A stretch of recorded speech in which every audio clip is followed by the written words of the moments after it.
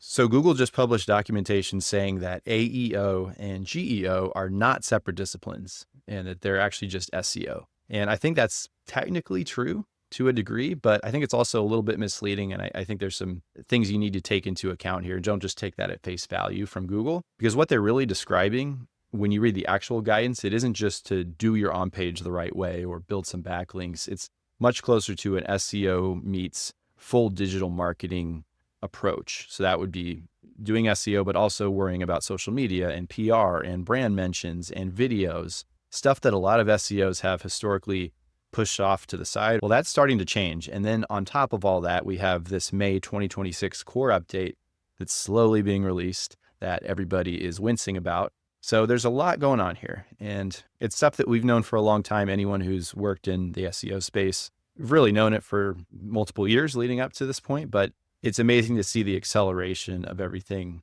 and the meltdowns that people are having over these latest news stories from Google. So as you're well aware, the AI overview started showing up some time ago, and people instantly began calling it AEO or AIO or GEO or whatever fun acronym they wanted to use for it. And so a whole ecosystem of AI-specific tactics started to spin up, and you heard people talk about LLMs.txt files and AI-specific content changes that were more to manipulate AI and less about the user. You heard about FAQ schema and all these other sorts of things. And it's not that some of those tactics were somewhat useful. I think aside from the LLMs.text tactic, most of those other things are somewhat useful. But the problem is a lot of practitioners lean too heavily on those as sort of the cure-all and the end-all be-all for showing up in AI overviews. And that's just simply not true. Google published this recently, and really the whole thing is structured to reframe the conversation around AEO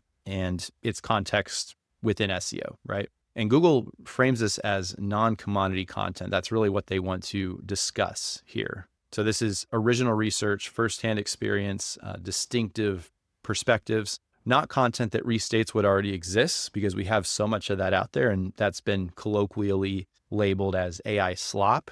They want to promote sites that have brand and entity authority and non-manipulative signals to emanate that. Consistent brand mentions, coverage on reputable domains, a presence that AI systems can actually recognize and attribute. And so this is stuff that we've known for a long time from an SEO standpoint. Coverage on reputable domains, for example, that's been a long held belief that, yeah, if you have backlinks, let's say, on a website with a high domain authority and on a page with a high page authority that's also relevant to your niche, your industry, and your subject matter, that's going to help you quite a bit more than a link from a random site with low authority. So that's conventional SEO wisdom that also somewhat carries over into this AEO world as well. Organizing content in a way that helps your readers. I think this is something that has been also misconstrued over the previous months. A lot of people have been pushing the way you structure your page with H2s and H3s and all this stuff, and it needs to really be structured in a certain way to game the LLMs. Well, you want to reframe that a little bit more in terms of, let's restructure this in a way that's going to help the reader get their problem solved based on what the page is about, right? That's going to help them navigate from one section to the next. It's really about moving the reader along. It's less about trying to game an LLM because, listen, at the end of the day, the LLM is basically an aggregator. It's an information aggregator. It's going to pull info from different sources, piece it together into a result. And so your sole purpose is to put the information together on the page for the user. And then by virtue of that, and by virtue of providing better user experiences, you're going to ultimately get rewarded with better results. So that's an important thing that I think people don't always talk about. They always talk about it in terms of, oh, you need to structure it this way for the LLM, when it's really more about structuring it in a way that helps those readers on your site, on your pages. So that's an important thing. And that ties into the section here where it says focus on what your users want and avoid overdoing it. And this is something that I think a lot of SEOs are readjusting to, this idea of, oh, you need to create 1 million pages around each of these different subtopics. Well, that really doesn't do a lot of good to anybody, right? It doesn't help your users because now you have this huge disorganized website ecosystem where they might have a little bit of a response on this page for what they're looking for, but then, oh shoot, well, where do I find the rest of this? Oh, it's on a different page, a more drilled down page? That's crazy. And you end up providing a bad user experience that way versus having fewer pages, but having them be more comprehensive, answering the entirety of that question for users. And then another thing we've known for a while, if you're using generative AI tools to assist in content creation, whether that's, let's say you're using Claude for writing.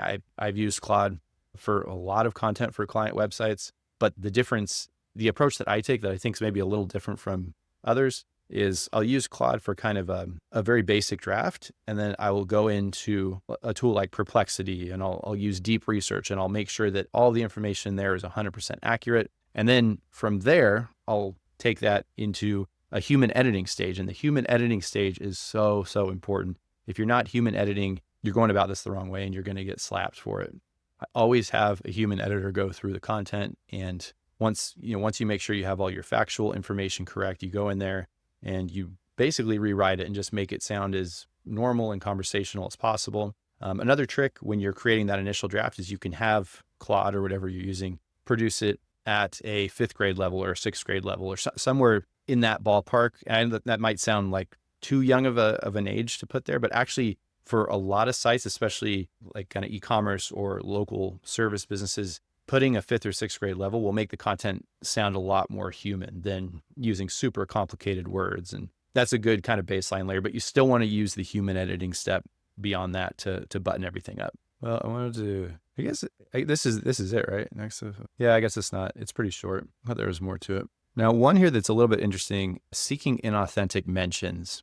And this is something where, is it best to have real customers and real users of your product providing reviews and providing that feedback loop for people? Of course. And that's always what you want to aim for. However, there are many ways, as we all know, to somewhat manipulate that in authentic sounding ways. And that's really what this all comes down to, is if you can do it in an authentic manner, like if you have a team working on your Reddit marketing and they're able to slip you into certain Reddit comments and things like that are relevant to the questions being asked, then that's a little bit of a slippery slope kind of thing, a blurred line, I guess you could say, but that is still effective. So that's one area where maybe, they're trying to reduce those inauthentic mentions, but that is still going to be something that's substantive and can work for people. One interesting thing here at the end is they talk about exploring agentic experiences, and it's a little bit of maybe a CTA for them. It, coincidentally coincides with their other announcements over the week about the Gemini agentic experiences. So there might be a little bit of a heavy-handedness there,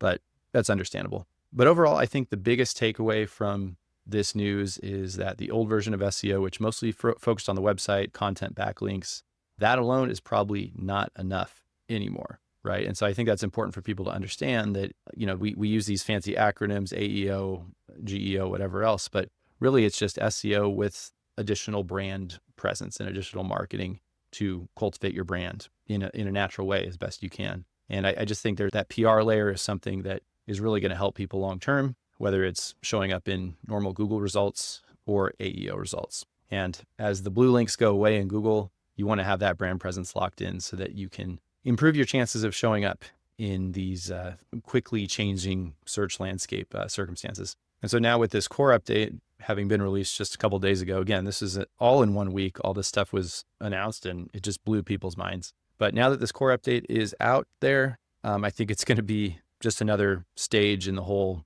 process of making sure that your content is pure, it's not AI slop, and you're providing that human editing level that I preach very truly, because it is, when it comes to written content and things like that, it is much more about dialing in the quality versus quantity. There is an argument that quantity is better if you're talking about social media posting or certain video content forms like that. But I still think when it comes to the website, content that's going to live on your website and be crawled by Google, you need to have that quality there. You can't have just this quick AI output that is generic and not useful. So make sure to include case studies, brand, proprietary brand knowledge, brand information, things that can genuinely help people and give them a fresh perspective on things beyond what they could just look up in an AI overview result. So if this was helpful, let us know and we'll see you in the next video.